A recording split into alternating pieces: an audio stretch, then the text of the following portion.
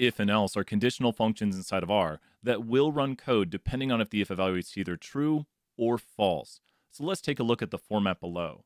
You'll notice if is a function which is opened up by the parentheses right here. The logical test inside of it needs to evaluate to either a singular true or a singular false.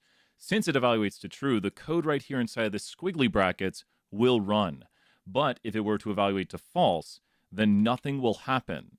But we do have the option of putting an else next to it, and now the code inside the squiggly brackets with the else will run.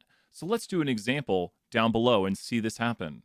We can write if right here and open up the function with the parentheses. We're going to see if 2 is logically equal to 2. Now, just to check what this evaluates to, it does evaluate to true, which means the code inside of these squiggly brackets will run, and we see hello print to the screen. But if we see if 2 is not equal to 2, which is a false statement, you will see that the code right here will not run. But putting an else next to it, we will see that the code inside of the else will run because it evaluated to false. Goodbye, everybody.